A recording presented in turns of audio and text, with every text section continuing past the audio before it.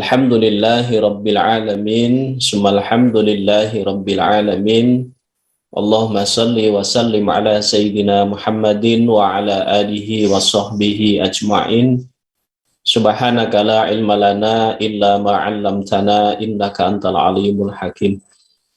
Puji syukur hanyalah milik Allah. Alhamdulillah pagi hari ini Allah masih mengkaruniakan kenikmatan, kesehatan kepada kita sehingga kita bisa mengawali kegiatan kita pagi hari ini dengan beribadah kepada Allah, melaksanakan sholat subuh berjamaah, dilanjutkan dengan kajian ilmu. Mudah-mudahan ilmu yang kita bahas menjadi jalan Allah Subhanahu wa Ta'ala menerima segala amal ibadah kita dituntun oleh Allah, dibimbing oleh Allah, sehingga kita menjadi orang-orang yang selamat dunia akhirat. Salawat serta salam semoga senantiasa Allah limpah curahkan kepada junjungan kita Habibana wa Sayyidana Muhammad dan Sallallahu Alaihi Wasallam beserta keluarganya, para sahabatnya, dan juga para pengikutnya.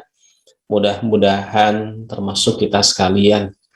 Bapak Ibu yang baik, dalam Al-Quranul Karim surat Al-Munafikun ayat 10, Allah Subhanahu wa Ta'ala menyampaikan apa yang diminta oleh seorang hamba, seorang manusia ketika ajal hendak menjemputnya ataupun ketika sakaratul maut. Ini Allah sampaikan di dalam Al-Quran surat Al-Munafikun ayat 10. A'udzubillahi minasyaitonirrajim. Bismillahirrahmanirrahim. Wa anfiqu mimma razaqnakum min qabli ayyati ahadakumul maut fayaqula rabbi laula akhartani ila ajalin qarib fa as-saddaqu wa akum minas sholihin.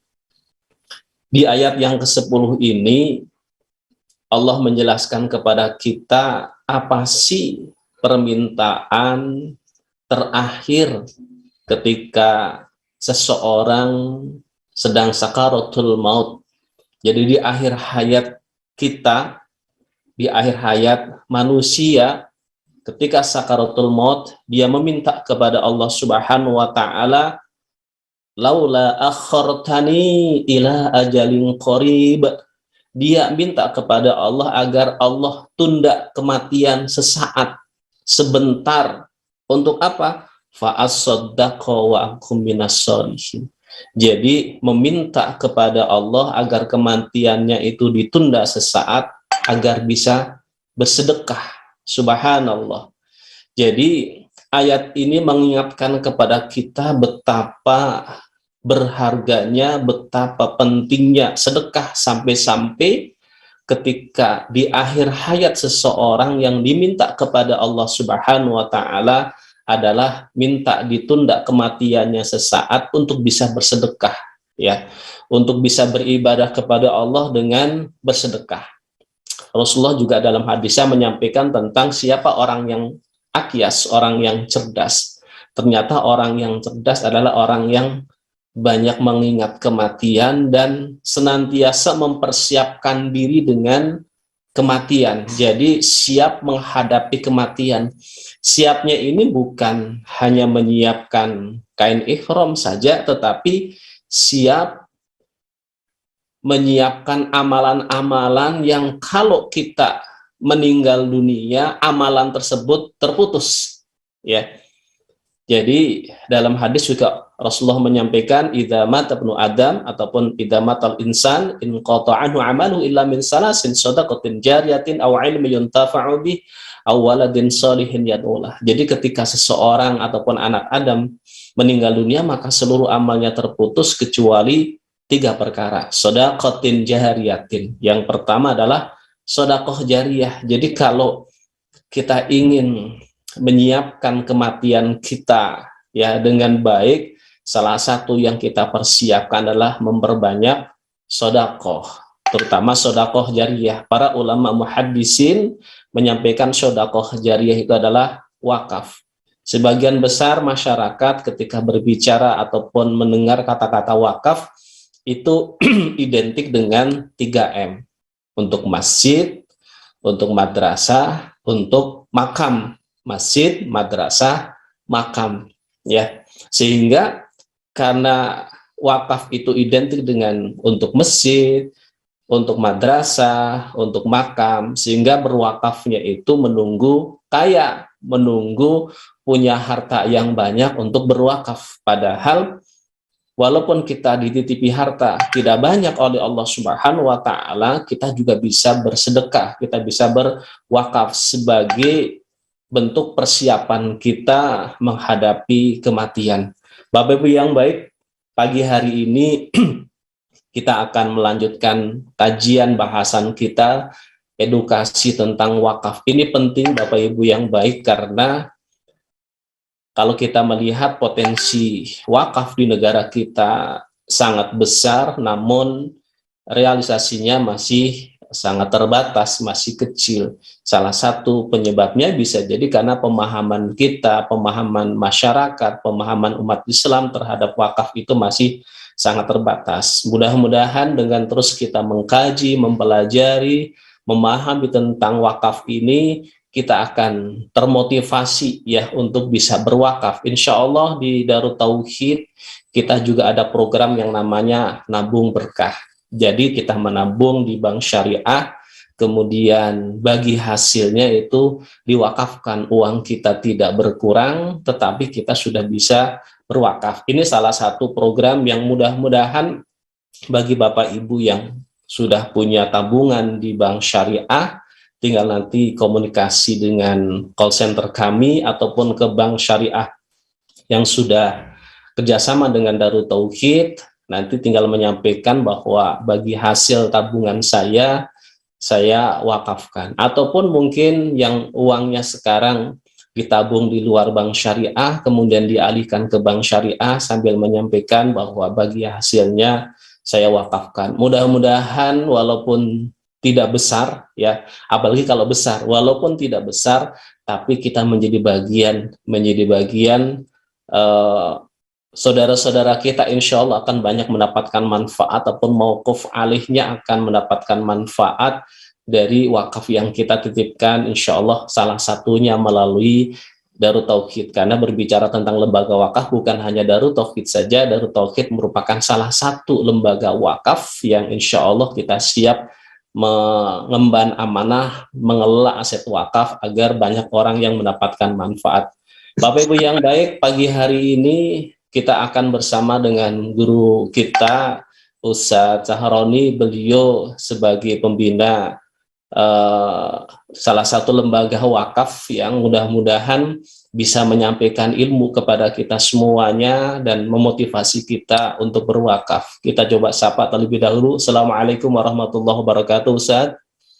Waalaikumsalam warahmatullahi wabarakatuh. Sehat, Ustadz? Alhamdulillah, Ustadz, sehat. Alhamdulillah, terima kasih nih pagi-pagi sudah diminta untuk menyampaikan ilmu nih. Mudah-mudahan saudara-saudara kita yang menyimak di pagi hari ini, ada yang melalui televisi, ada yang melalui IG, Facebook, dan lain sebagainya, termasuk melalui radio, di pagi hari ini mendapatkan pencerahan, mendapatkan ilmu tentang wakaf itu sendiri. Tadi di awal saya menyampaikan salah satu ayat Al-Quran di surat Al-Munafikun ayat 10, bagaimana ternyata orang-orang yang sedang sakaratul maut permintaannya satu, ya, yaitu ingin ditangguhkan kematiannya untuk bisa bersedekah, untuk bisa berwakaf. Jadi bukan, ya Allah tangguhkan saya ingin berangkat haji, saya ingin berangkat umroh, saya ingin anak saya masih kecil, saya ingin membesarkan anak saya, tidak. Tapi permintaannya satu, fa'as-saddaqa wa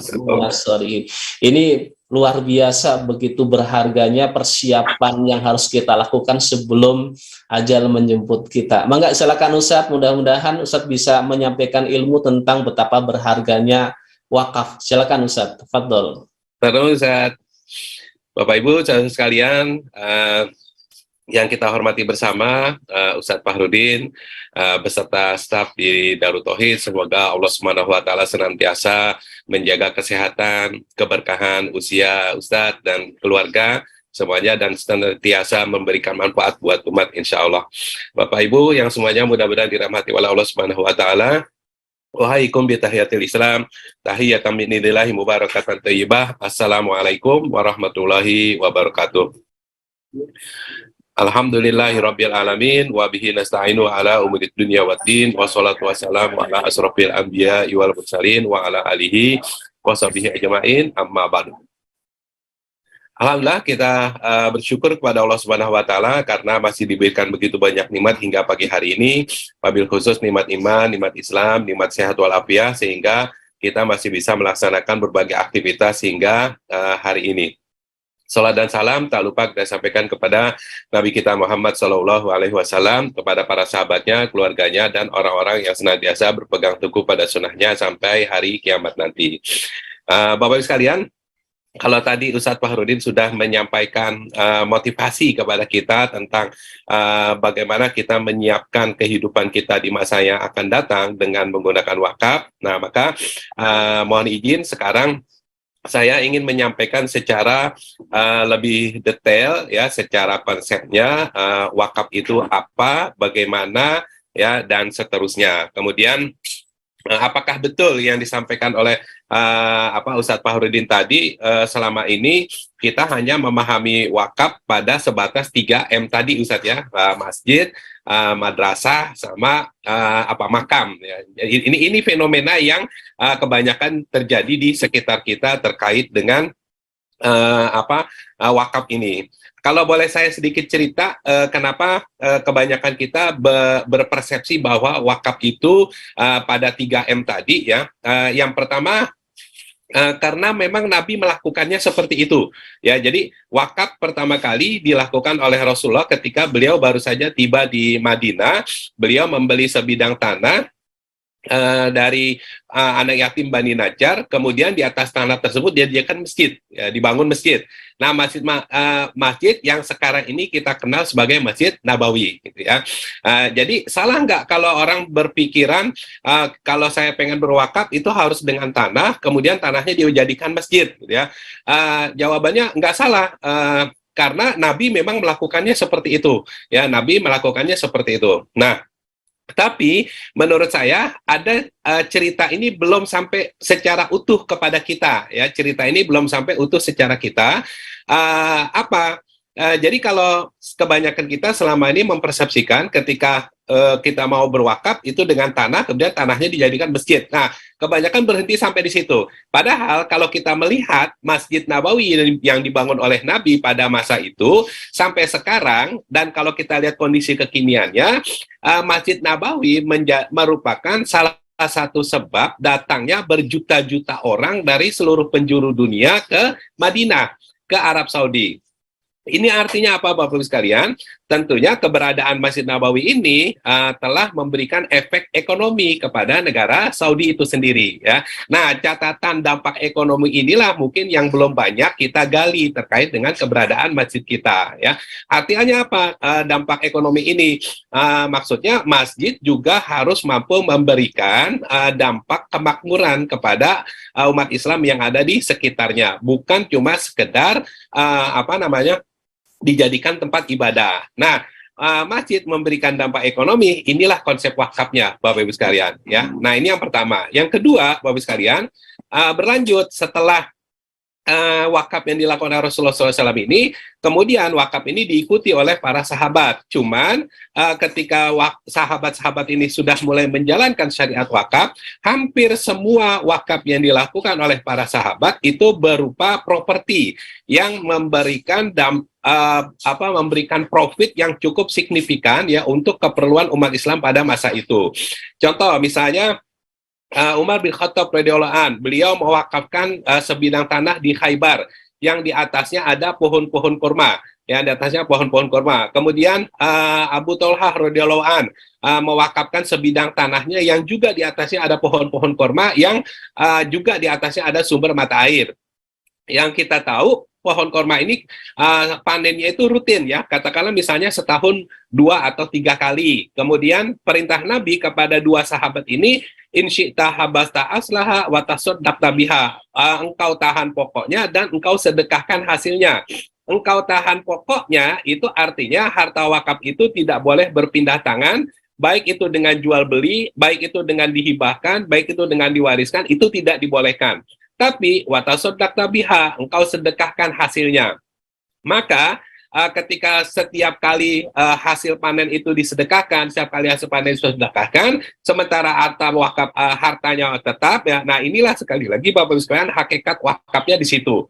Dan ketika disedekahkan lagi, itulah yang menyebabkan kenapa pahala wakaf ini berterusan. Ya, sekali melaksanakannya, meskipun yang melaksanakannya sudah wafat, tapi pahalanya terus dicatat. Kenapa? Karena manfaat yang terus muncul, manfaat yang terus diberikan dari harta wakaf tersebut. Ya, nah itulah beberapa contoh Bapak Ibu sekalian peristiwa wakaf yang dilakukan oleh Rasulullah SAW dan para sahabatnya. Nah, sekarang kok begitu pelaksanaan wakaf? Memang bagaimana prosedurnya, caranya dan sebagainya. Nah, kita lihat konsepnya ya Bapak Ibu sekalian dari wakaf itu sendiri. Mohon izin saya share screen. Kita mulai Bapak Ibu sekalian pembahasan kita dari definisi wakaf ya. Saya ambil definisi ini dari Undang-Undang Nomor 41 Tahun 2004, Bapak Ibu.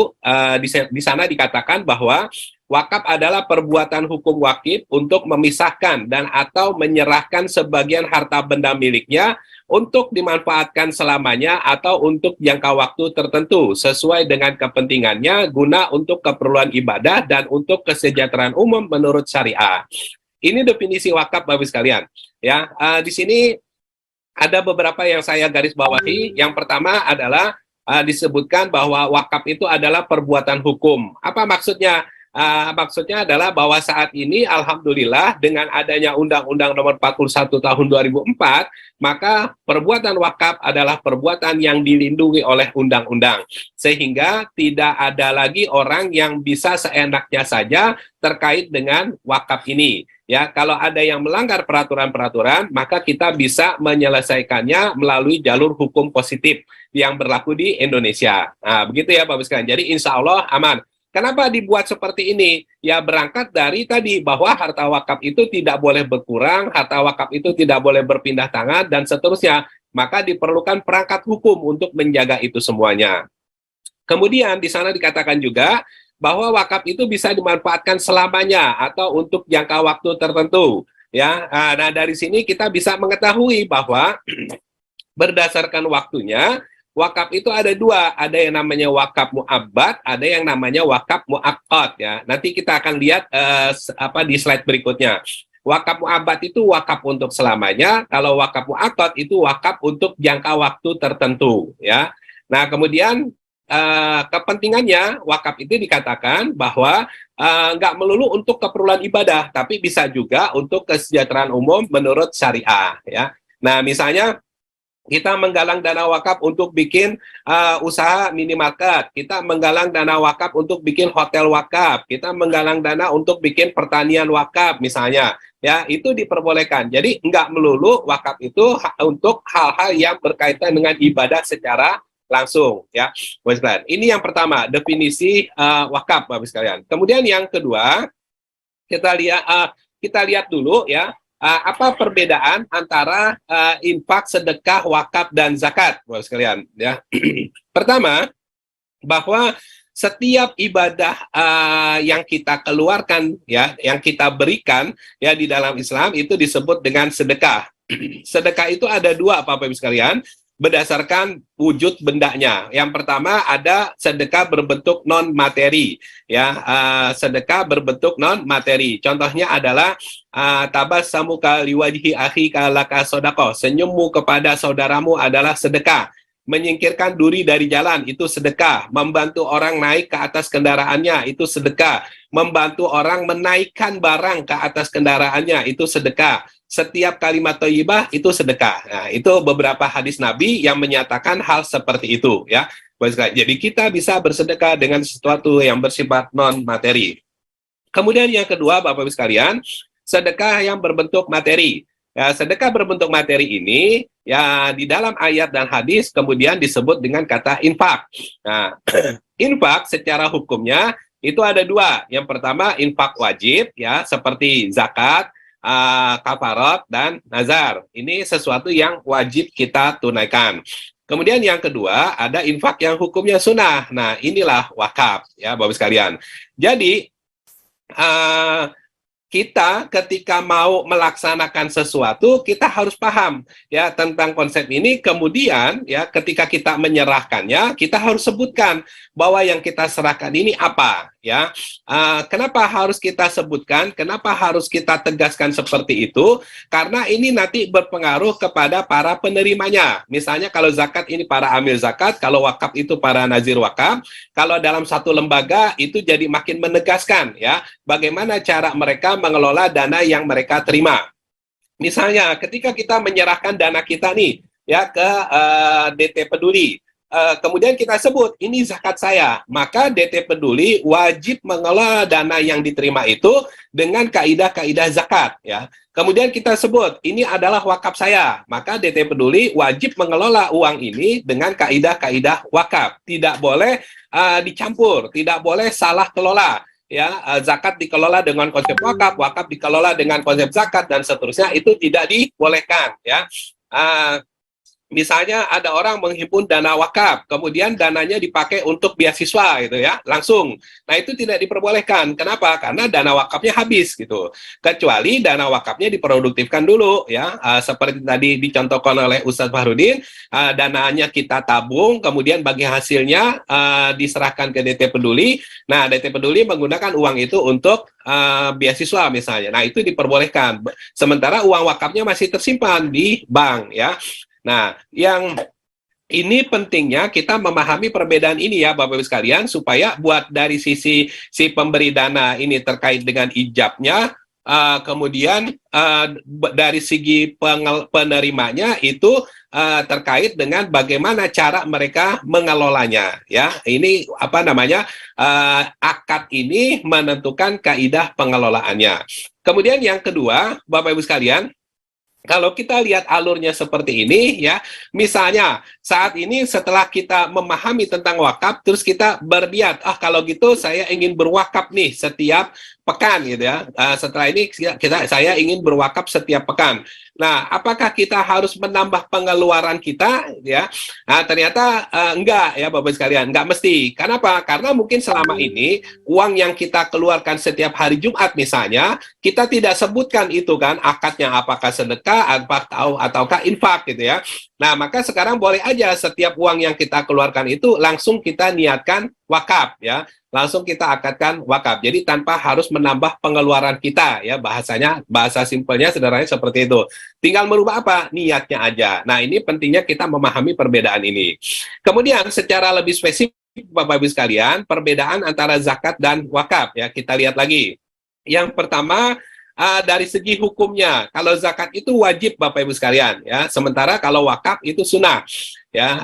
Zakat itu wajib, wakaf itu sunnah. Nah, pertanyaannya, mana yang lebih utama Bapak Ibu sekalian? Yang wajib atau yang sunnah? Ya, jawabannya adalah lebih utama yang wajib yang diikuti dengan yang sunnah. Sebagaimana sholat ya, sebagaimana sholat itu ada namanya sholat nafilah ya, sholat tambahan. Asa ayyab asaka rabbuka maqamam mahmuda ya, supaya kamu mendapatkan keredoan dari Tuhanmu dan kamu mendapatkan tempat yang terpuji. Jadi yang ada tambahannya bukan cuma sekedar ibadah sholat, ibadah maliyah pun juga ada. Ya, setelah kita tunaikan yang wajib, kita ikuti dengan yang sunnah, yaitu wakaf, maka insya Allah kita akan mendapatkan tempat yang terpuji di sisi Allah Subhanahu wa Ta'ala. Kemudian kadarnya, kalau zakat itu 2,5%. Sementara kalau wakaf sampai 97,5% sisanya. Tapi syarat dan ketentuan berlaku. Apa? Kita tidak punya ahli waris. Tapi kalau kita punya ahli waris, maka yang boleh diwakafkan hanya 30%-nya saja. Kita harus menyisakan untuk ahli waris kita.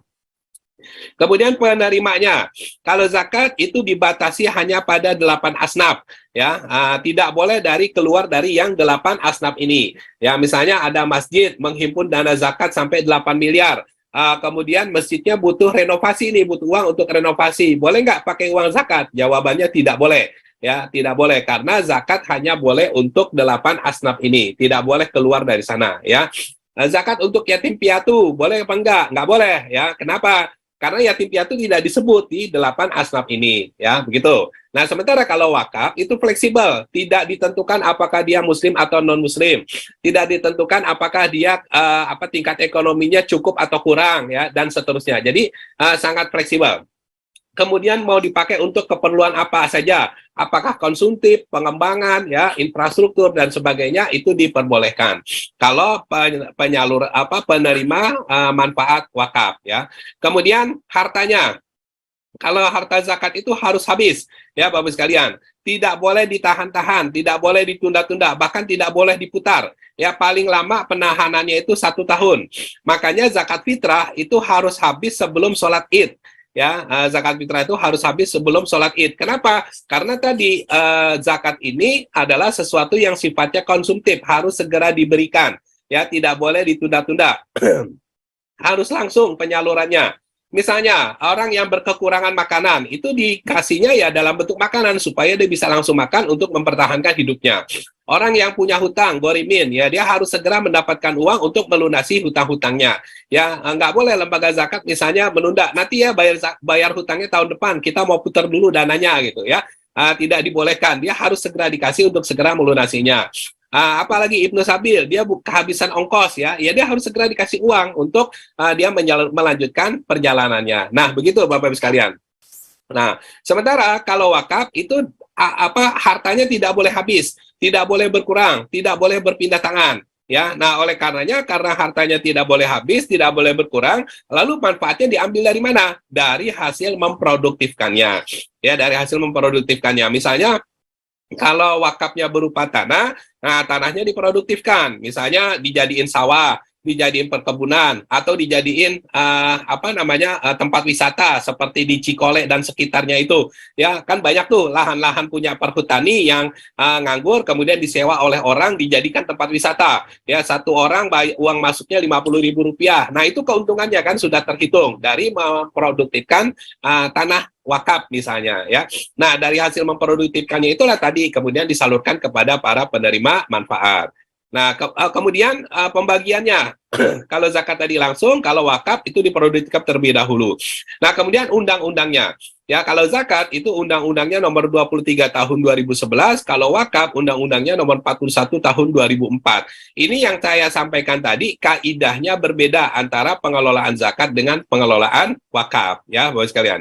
Jadi kalau wakaf itu harus diproduktifkan, sementara kalau zakat harus dihabiskan.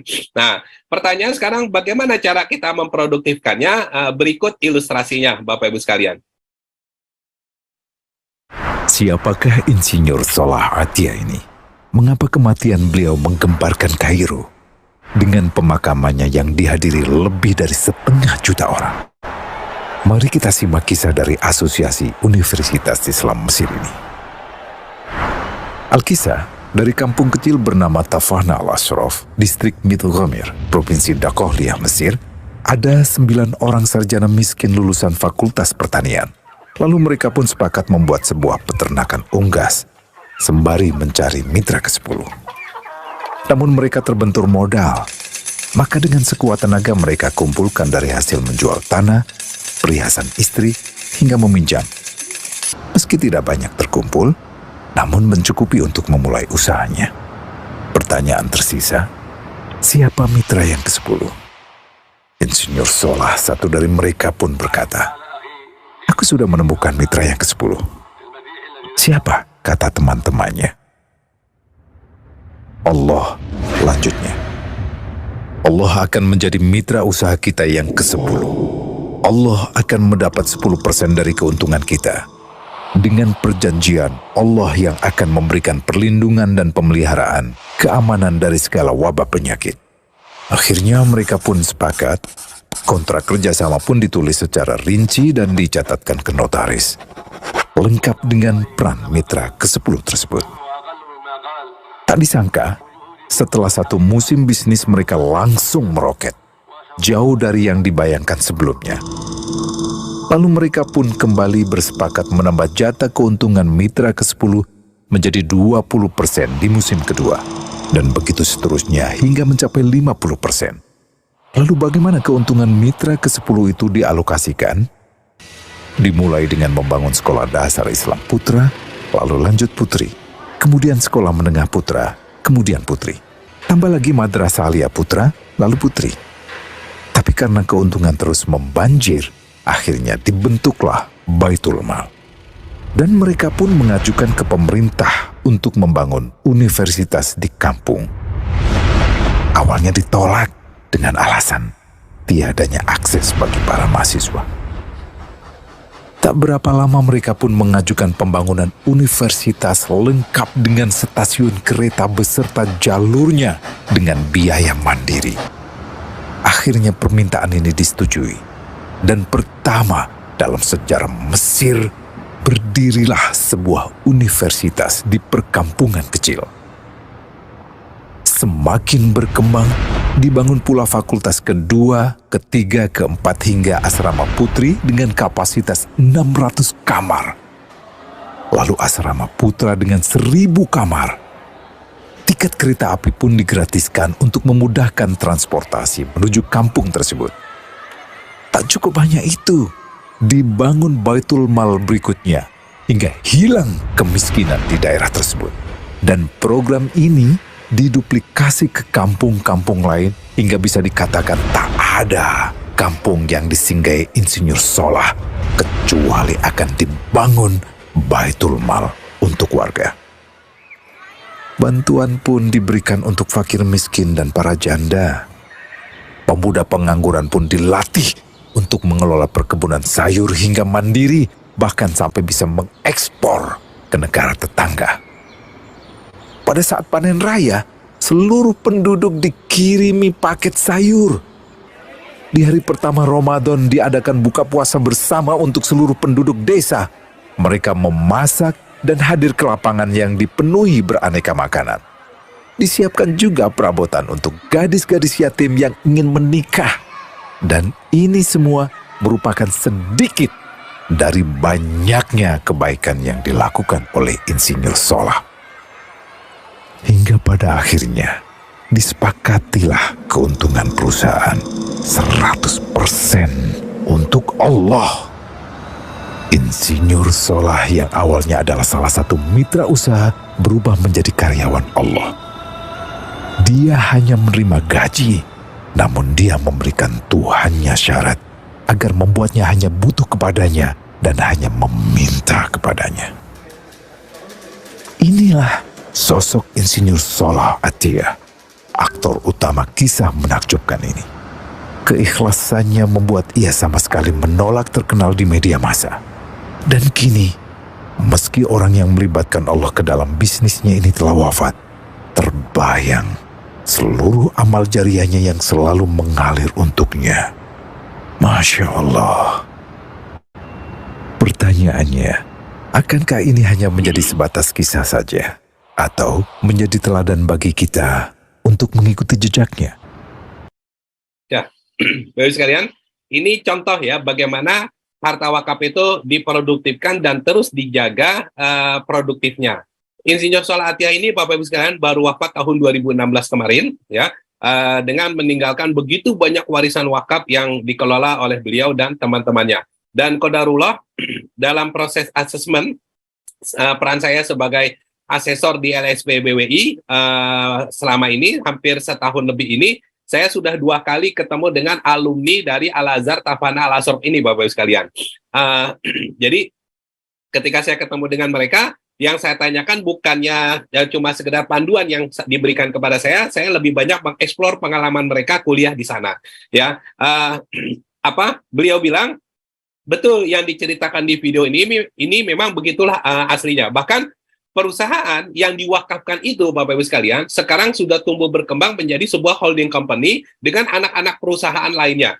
Jadi sekarang yang dikelola oleh Insinyur Salah Atiyah tadi itu bukan cuma sekedar peternakan, tapi hampir semua kebutuhan hidup masyarakat Mesir itu mereka punya pabriknya, mereka punya pengelolaannya, ya, dan seterusnya. Kemudian seluruh mahasiswa yang kuliah di Tafana Al-Ashraf ini itu gratis, ya, dapat beasiswa, dapat uang makan, dapat bekal hidup dan sebagainya. Bahkan saya diceritakan Insinyur Salah Atiyah yang tadinya tinggal di desa Tafana Al-Ashraf ini, karena kemudian perusahaannya sudah semakin besar, beliau pindah ke Kairo. Nah, tapi sesekali beliau pulang kampung ke desanya. Yang menarik, setiap kali beliau pulang kampung, kemudian beliau sholat Jumat di kampungnya ini, ya, Bapak sekalian, di desa Tafana Al-Ashraf ini, setiap selesai sholat Jumat, beliau langsung berdiri di mimbar, ya. Jadi begitu assalamualaikum pada saat sholat Jumat, beliau minta izin untuk berdiri di mimbar, mohon maaf, di mihrab tempat imam. Kemudian beliau memberikan pengumuman, ya. Coba Bapak Ibu sekalian, kalau misalnya sholat Jumat, begitu selesai salam belum zikir, ada orang berdiri di tempat imam memberikan pengumuman. Biasanya pengumumannya apa isinya? Ya, nah, yang diumumkan oleh Insinyur Salah Atiyah adalah begini: bagi jamaah sekalian yang hari ini sedang memiliki hajat, ya, butuh uang, ya, untuk keperluan-keperluan tertentu, silahkan datang ke saya sekarang juga. Jadi beliau memberikan pengumuman bukannya mengajak orang-orang berdonasi, tapi beliau menawarkan kepada jamaah, ya, siapa yang membutuhkan silahkan datang untuk diberikan bantuannya. Ya, kenapa bisa seperti itu? Karena hasil pengelolaan wakaf yang beliau lakukan sudah berkembang sedemikian rupa. Yang tadinya cuma satu, ya, kemudian berkembang menjadi beberapa perusahaan. Nah, Bapak Ibu sekalian, begitulah ketika kita menyerahkan harta kita kepada Allah Subhanahu wa Ta'ala. Inilah yang disebut dengan firman Allah Subhanahu wa Ta'ala, lan tanalul birra hatta tunfiqu mimma tuhibbun. Kamu tidak akan sampai pada kebajikan yang sempurna, albir, kebajikan yang sempurna, yaitu adalah surga, ya. Dan surga itu tidaklah albir yang dimaksud di situ, puncak kebaikan di situ tidak lain adalah surga, hatta tunfiqu mimma tuhibun, sehingga kamu menginfakkan harta yang paling kamu cintai. Apa harta yang paling kita cintai? Apa harta yang paling kamu cintai? Ya, harta yang dimaksud dengan harta yang paling kita cintai adalah sesuatu yang kita usahakan, sesuatu yang kita tabung, sesuatu yang kita cicil dan seterusnya. Tapi begitu dia sudah menjadi besar, dia serahkan kepada Allah Subhanahu wa Ta'ala. Dia infakkan. Nah, itulah hakikat wakaf, Bapak Ibu sekalian, ya. Demikian sekadar pengantar dari saya terkait dengan kisah wakaf ini, Bapak sekalian. Mudah-mudahan ada manfaatnya buat kita semuanya. Saya kembalikan ke pembawa acara, Ustadz Fahrudin, ya. Subhanallah. Subhanallah, terima kasih. Nih, Ustadz sudah membuka wawasan bagi kita dan juga memotivasi kita. Jadi ternyata ketika aset wakaf itu dikelola dengan baik, maka banyak orang yang akan mendapatkan manfaat. Jadi betul, kalau saya sering menyampaikan, Ustadz, ke teman-teman, ke jamaah, bahwa orang yang berwakaf itu dapat pahala dua. Ya. Satu adalah pahala ketika berwakaf, aset wakaf sudah digunakan ataupun belum, yang berwakaf dapat pahalanya. Yang kedua adalah ketika aset wakaf itu digunakan oleh sebanyak-banyaknya hamba Allah ataupun mauquf alaih. Jadi semakin banyak orang yang beribadah di tempat tersebut, maka semakin banyak pahala yang Allah akan berikan kepada yang berwakaf. Maka kami di Darut Tauhid, jadi di Darut Tauhid ada direktorat yang namanya Direktorat Wakaf. Jadi pembagian tugas kita kalau di Tip Peduli itu mengelola zakat, infak, dan sodaqoh. Tapi kalau Direktorat Wakaf, ini Pak Dodi juga hadir di tengah-tengah kita, itu yang saya beri amanah untuk mengelola aset wakaf. Dan bahasa kami adalah diproduktifkan, Ustadz. Jadi produktifnya itu targetnya adalah bukan hanya sekedar menghasilkan uang yang banyak saja. Kalau masjid produktifnya itu bukan kenjelengnya banyak. Nanti akhirnya apa? Orang masuk masjid ditargetan ya harus bawa uang banyak, beli tiket dan sebagainya. Tapi bagi kami produktifnya masjid adalah masjid itu makmur, banyak orang yang beribadah, banyak orang yang mendapatkan ilmu, banyak orang yang mengenal Allah, banyak orang yang hafidul Quran dan lain sebagainya. Sekuat tenaga masjid itu produktif seperti itu. Sisi yang lainnya, aset-aset wakaf yang lainnya adalah bagaimana aset wakaf tersebut diproduktifkan. Amanah dari guru kami, guru kita Agim adalah bahwa sejengkal tanah wakaf, aset wakaf itu harus produktif, harus makmur. Kenapa?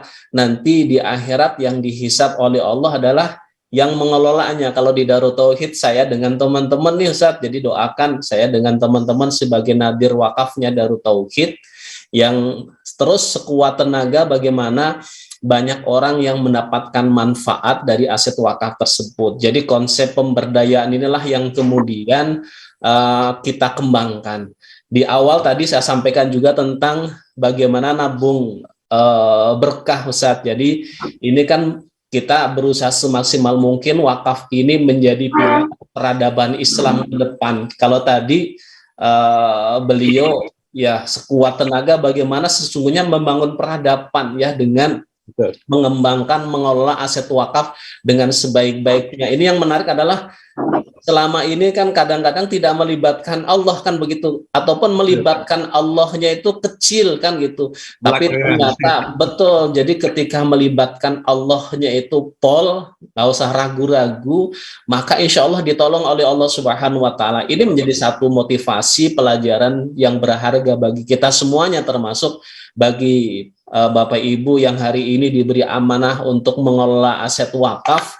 Ini betul-betul harus melibatkan Allah Subhanahu Wa Taala. Dengan melibatkan Allah, oh subhanallah, banyak orang yang akan mendapatkan manfaat. Berbahagia sekali, dan insya Allah bagi Bapak Ibu yang ingin sekali bersama-sama untuk membangun peradaban dengan berwakaf, ya kami di Darut Tauhid mengajak dengan berbagai macam program. Salah satu program yang sedang kita gulirkan adalah sederhana, ya kita tidak harus mengeluarkan uang, tapi kita bisa berwakaf. Ya tadi kan ada yang namanya wakaf muakkad, ada yang muabbad kan gitu. Jadi wakaf muakkad ini bisa juga dilakukan. Saya punya ruko, saya wakafkan selama 10 tahun. Yang diwakafkan apa? Hasil dari ruko tersebut. Rukonya mungkin nanti setelah 10 tahun, oh ternyata dipertimbangkan oleh ibu, oh ternyata setelah 10 tahun ini tidak mengurangi kekayaan saya, justru semakin bertambah.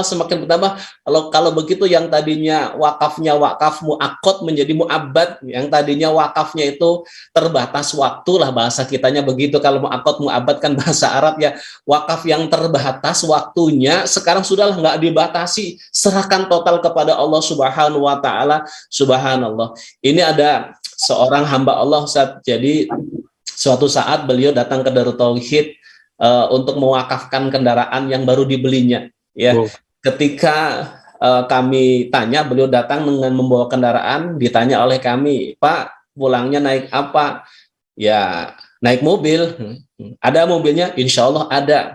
Tanya ke istrinya, sama jawabannya. Penasaran, tanya ke anaknya, Dek, nanti pulangnya naik apa, Dek? Pulangnya naik bus. Oh, ternyata kirain yang kebayang oleh kami itu karena mobilnya banyak gitu ya, sehingga begitu beli mobil langsung diwakafkan ke Darut Tauhid. Ternyata setelah akhirnya diputuskan oleh teman-teman untuk diantar ke rumahnya. Ketika diantar ke rumahnya pun ternyata ya beliau secara ekonomi bukan orang yang sangat kaya ya. Yang di rumahnya hanya ada motor bukan mobil. Jadi betul-betul lantanalul birra hatta tunfiqu mimma tuhibbun itu betul diterapkan. Jadi mensedekahkan, mewakafkan harta yang paling berharga, yang paling dicintainya saat itu. Yang paling dicintainya apa?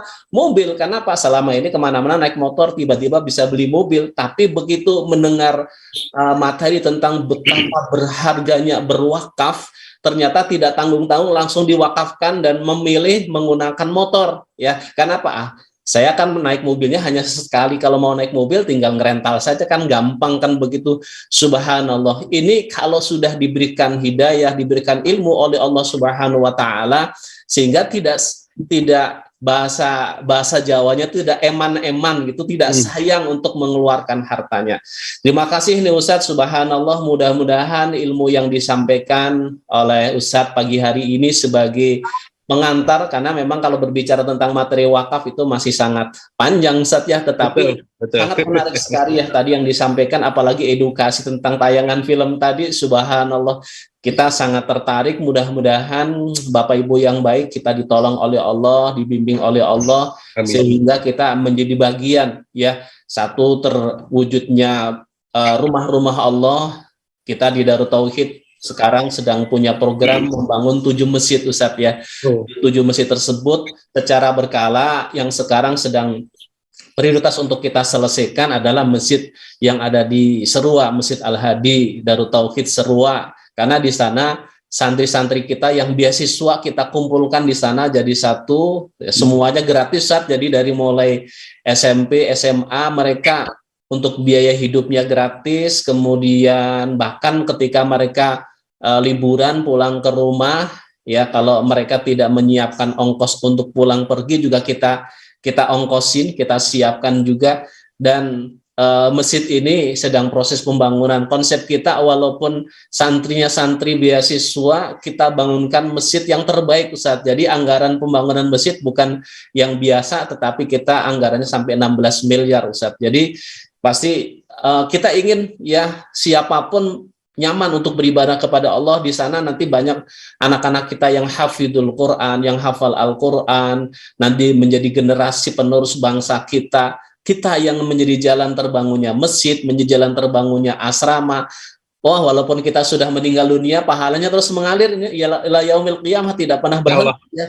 Dan saya kalau pas ke sana Ustaz senang luar biasa. Di ujung sana santri sedang menghafal Al-Qur'an, di ujung sana santri sedang muraja Al-Qur'an, di sebelah sana santri sedang setoran hafalan Al-Qur'an. Subhanallah, ini masjid multifungsi, selain digunakan untuk beribadah, dipakai untuk menghafal Qur'an, murajaah, ziyadah dan lain sebagainya. Yang bangun siapa? Ya hamba-hamba Allah yang dipilih oleh Allah menjadi jalan terbangunnya masjid tersebut. Tidak semua orang yang punya harta yang banyak ketika dapat informasi wakaf itu hanya mengalir saja, dan tidak sedikit juga orang yang mungkin hartanya pas-pasan ya, tapi begitu semangat untuk berwakaf. Nah, mudah-mudahan Bapak Ibu yang baik, kita manfaatkan kesempatan sebaik-baiknya. Informasi ini mudah-mudahan menjadi ladang amal bagi kita sekalian untuk membangun rumah-rumah Allah di dunia, dan insya Allah nanti kita akan dibangunkan oleh Allah rumah di surganya Allah Subhanahu wa Ta'ala. Terima kasih Bapak Ibu yang baik, terima kasih Ustadz sudah menyampaikan ilmu pagi hari ini. Bapak Ibu yang baik, bagi yang akan bertanya terkait dengan beberapa hal program-program di Direktorat Wakaf Darut Tauhid, silakan menghubungi call center kami di 085 200 123 123. Gampang diingat ya, 085 200 123 123. Terima kasih sekali lagi Ustadz, mudah-mudahan Allah takdirkan kita bisa bersilaturahmi kembali. Amin. Dan insya Allah pertemuan yang akan datang kita akan masih lanjutkan diskusi tentang masalah wakaf. Terima kasih Bapak Ibu yang baik, mohon maaf atas segala kekurangannya. Kita akhiri dengan membaca hamdalah dan doa kafaratul majlis. Alhamdulillahirabbil alamin. Subhanakallahumma wa bihamdika asyhadu an la ilaha illa anta astaghfiruka wa atubu ilaik. Assalamualaikum warahmatullahi wabarakatuh. Waalaikumsalam warahmatullahi wabarakatuh. Ustadz, nuhun Ustadz. Alhamdulillah. Ustadz. Berkah. Mohon maaf kemarin saya tidak bisa menemani sampai selesai. Kita tercipta untuk saling berbagi, untuk saling merangkul, untuk saling bermakna bagi semua insan. Dengan bisa sekolah, kita bisa berbagi kebaikan dengan mewujudkan harapan mereka untuk terus melanjutkan pendidikan. Insya Allah, setiap ilmu yang mereka amalkan akan menjadi amal jariah untuk kita semua. Terima kasih kepada donatur dan orang tua asuh yang telah berdonasi melalui DT Peduli, sehingga saya bisa sekolah di SMA Aske Islamic School. Alhamdulillah kami bisa sekolah. Bersama Bisa Sekolah, kita tingkatkan mutu pendidikan anak Indonesia.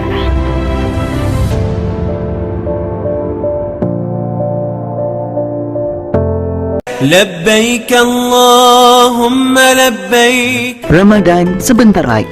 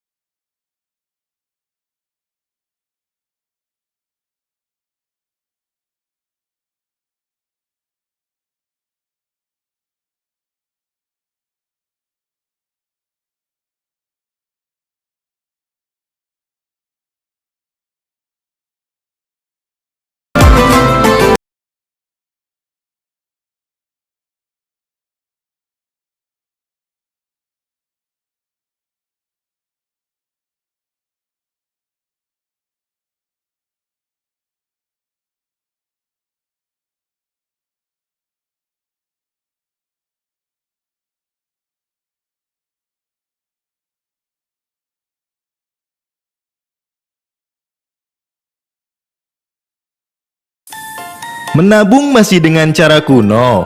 Yakin menabung pangkal kaya? Padahal bisa loh. Menabung pasti kaya. Menabung dengan cara ini bisa menolong banyak orang. Dan yang terpenting, tabungannya tidak akan berkurang. Wah, gimana caranya? Ini solusinya. Wakaf Darut Tauhid membuka peluang untuk sahabat wakaf ikutan nabung berkah, berwakaf dan berinvestasi sebelum Ramadan. Tabungan tersebut akan disimpan selama periode tertentu, di mana nantinya bagi hasil dari tabungan tersebut diwakafkan di bulan Ramadan untuk program wakaf 7 masjid dan wakaf produktif.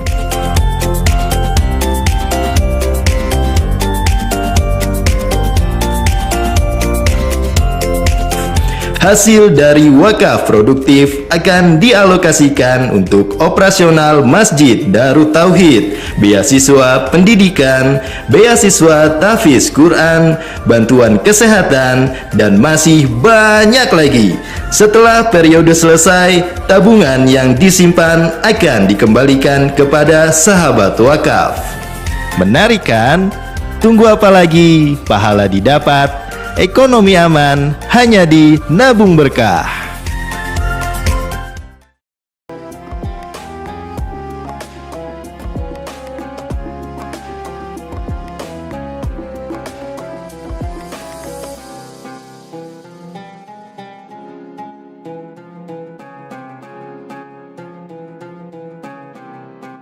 Jangan lupa, saya bilang sekalian, terus berlangganan di Darut Tauhid Official.